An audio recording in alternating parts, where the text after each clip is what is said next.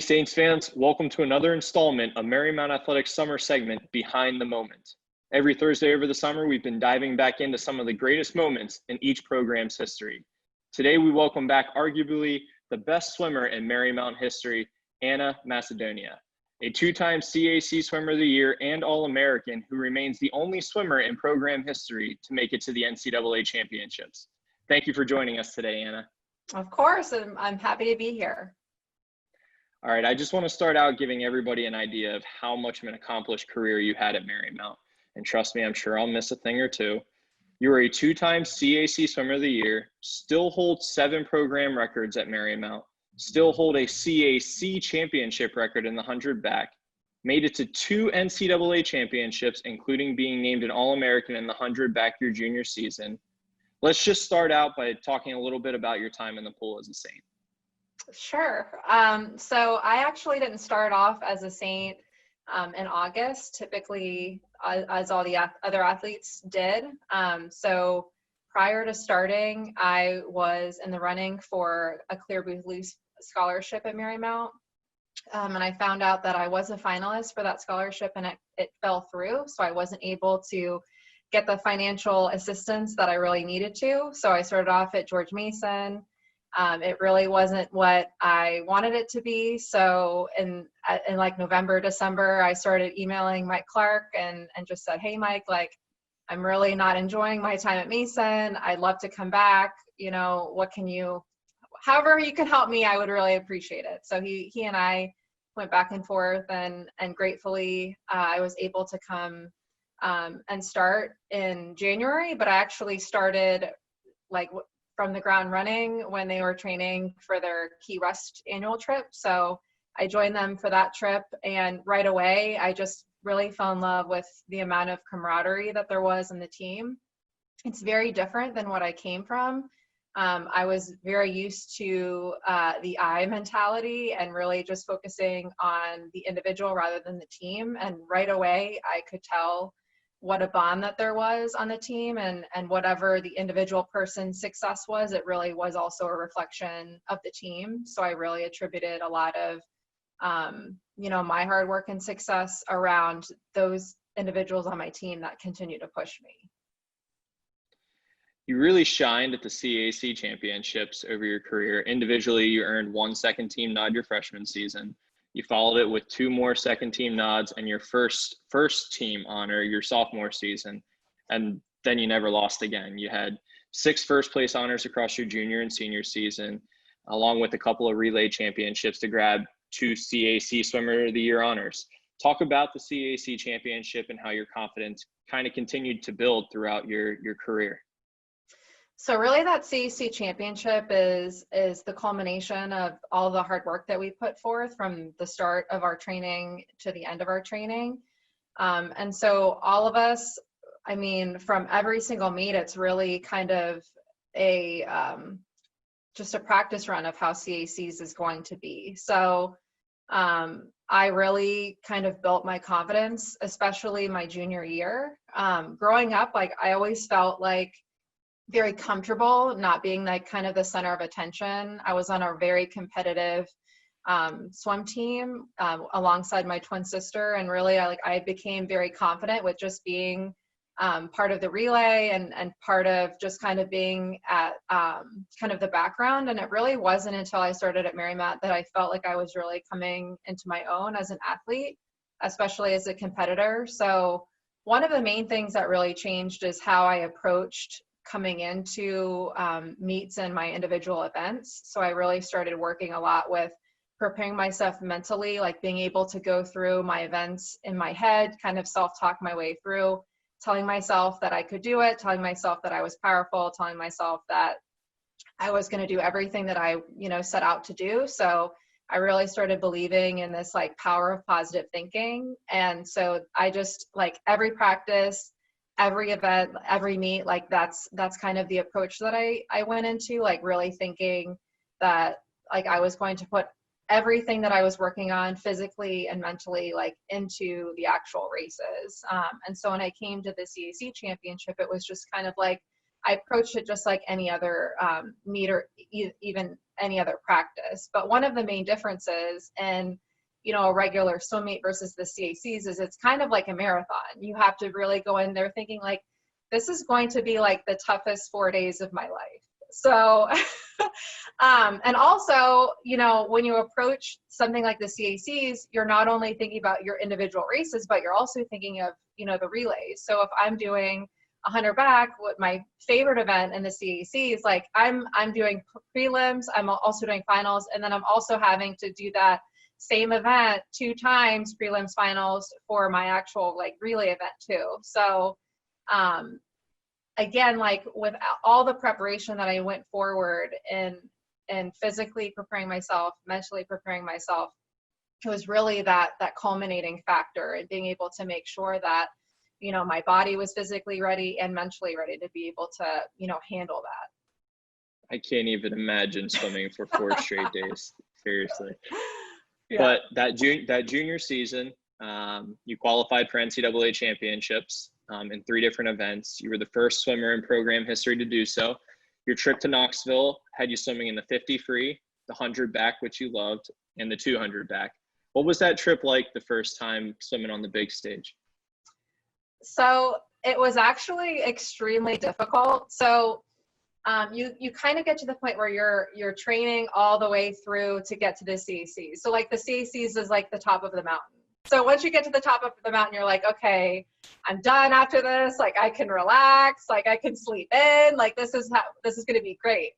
And so when I found out that I you know, qualified for the NCAAs, like obviously I was absolutely thrilled. Like all the work that I had done, not just like my collegiate career, but also all the years that I spent previously also, like it's all coming to this point where, you know, I'm on this big stage with, you know, arguably the fastest swimmers in the country for Division III, but you have to start all over. So, you know, after CACs, it was very, very tough going from training with a whole team up to CACs to then having to train alone. Because again, like training for CACs and training throughout the year, you have your teammates rallying around you. Like you're not having to face difficult sets by yourself. You're doing it with your teammates, and your teammates are the ones that are holding you accountable and like calling you out. And like we're singing like Living on a Prayer like halfway through your set, trying to get us through it. And then all of a sudden it goes from like your teammates down to yourself. And then again, it's just like your body's tired, you're mentally tired, and you're having to start the training cycle all over again. So getting past that point, it really is a very amazing thing, because you're all those things that I mentioned, but then you're like, okay, like take a deep breath. This is a huge accomplishment. You're not only representing yourself, you're representing your team, you're representing your coach, you're representing your school. And so getting to Knoxville was like, oh my gosh, I've made it. You know, like, not only is like that one of like the best pools like I've ever swam in terms of like how fast it is, but just again, like you're standing there and like you're looking around and you're like, oh my gosh, these are the top athletes in the country, and like I'm one of them. You know, it's a very, very humbling experience. Well, on top of that, then in the 100 back, you finished 10th. When you touched the wall and realized that you just became an All-American, you're one of the top 10 swimmers in the country in that event. What was that feeling like? I think it's just, honestly, it's indescribable. Again, I never could have thought or have imagined that I would be somebody that would be an All-American, let alone like, you know, reaching that kind of accomplishment. And like I said, I mean, like when I was in the CAC championship and like I kind of was able to kind of get a glimpse of, oh my gosh, like look at how well I did, and look at how much time I've you know dropped within a very short amount of time. And then coming to the NCAAs and being an All-American, I was just like, this is it, like I've made it. Because you, as a swimmer, you hear, there's a stage of like peaking, like people reaching their peak performance. And before that, like I never really thought that I really reached my full potential as a swimmer. So after, doing so well in the CACs and NCAAs, having realized like, oh my gosh, like I only have one more year to be able to swim. And like, I haven't even reached my potential yet. Like I'm only starting the beginning.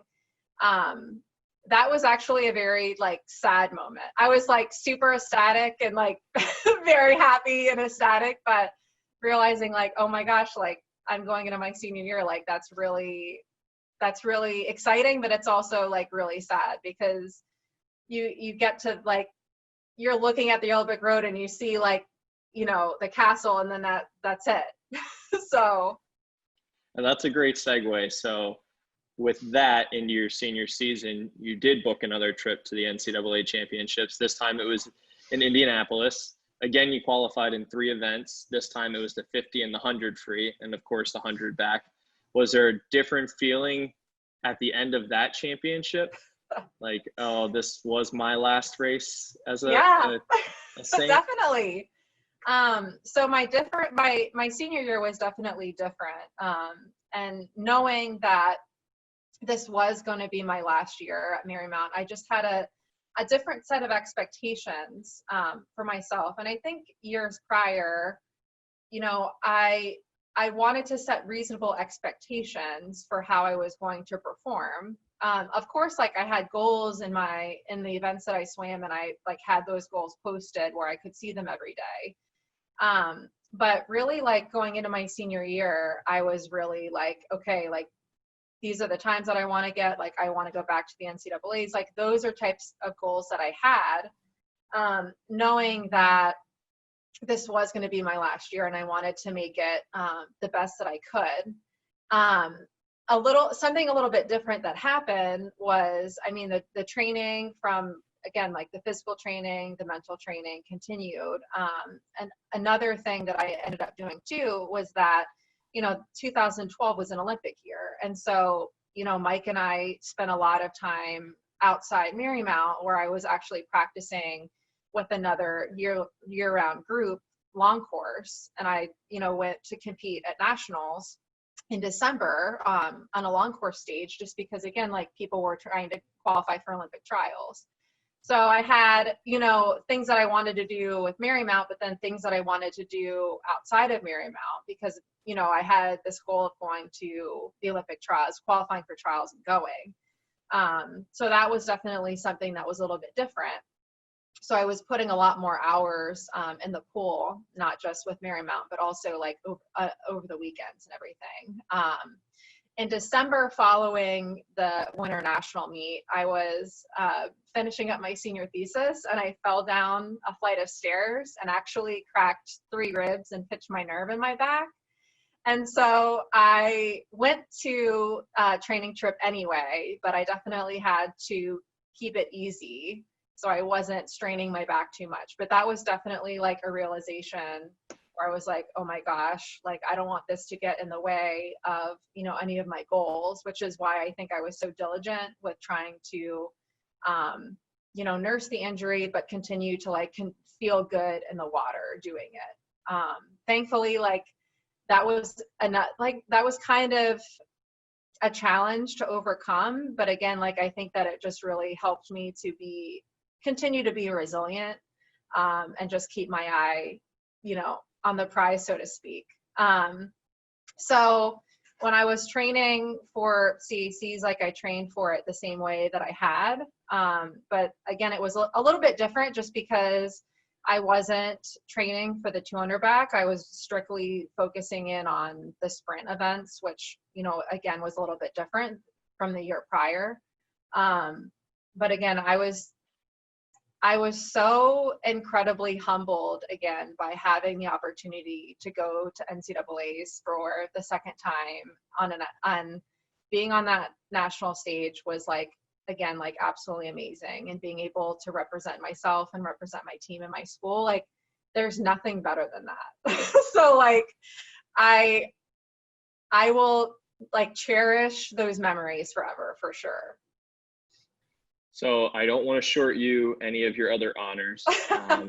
Outside of the pool, you had a lot more. You were the CAC NCAA Woman of the Year nominee.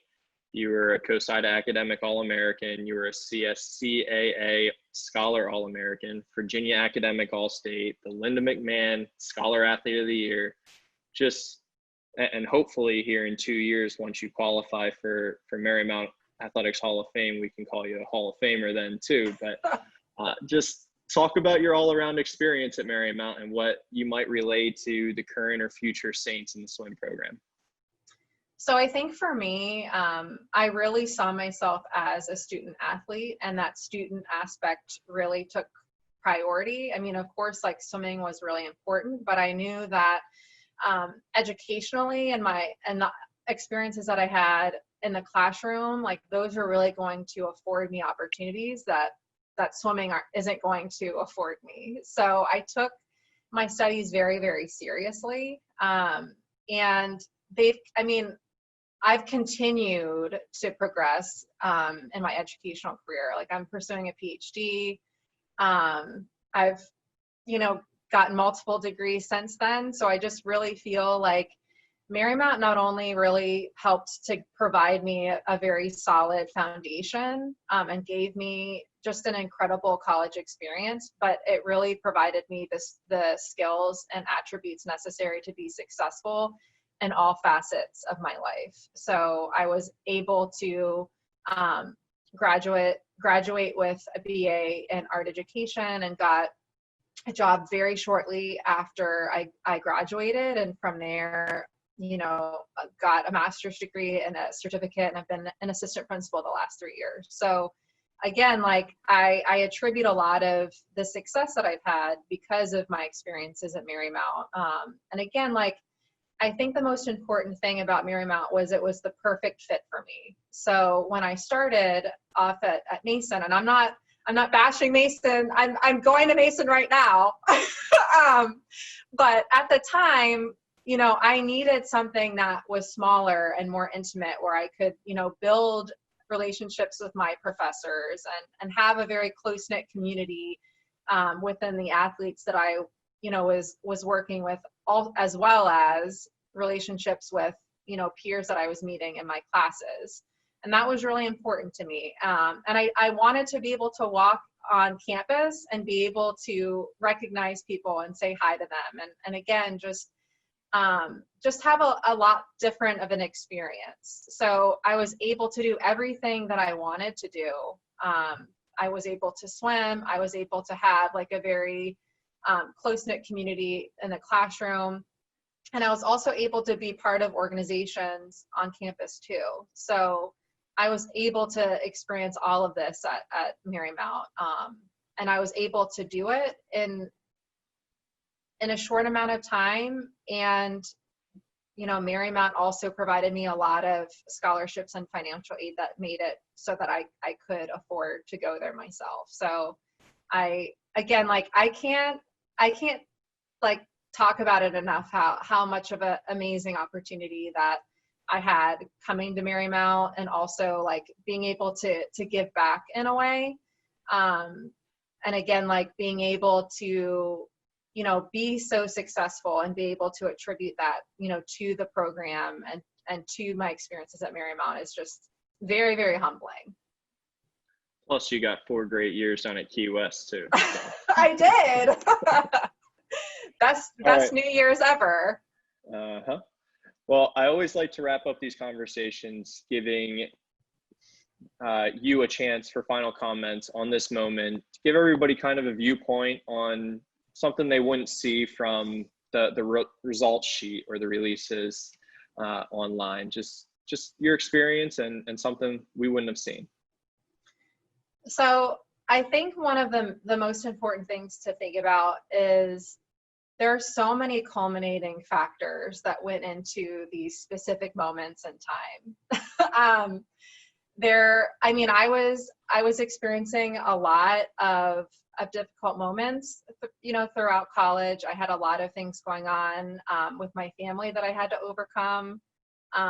So it's not just, one moment in time. I think it's being able to have that moment be a reflection on, hard work, dedication, and resilience that I was able to have, that really kind of gave me the power and gave me, the strength and motivation to continue to want to succeed.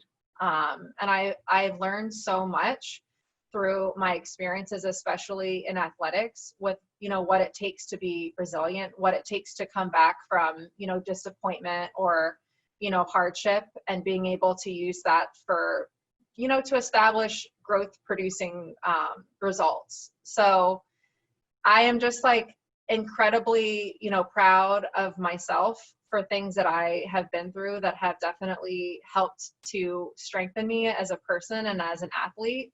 And I definitely attribute so many of those things, even though they were, difficult and they took a lot to be able to overcome. But ultimately, those are things that, made me a better and stronger person. So I'm definitely very grateful for my experiences. And I mean, I wouldn't trade it for anything. Well, I feel like that's a pretty great place to wrap up this installment of Behind the Moment. I'd like to thank you, Anna, for joining us today and helping us relive a great moment in Marymount Athletics history. Tune in next Thursday as we bring you another installment of Behind the Moment.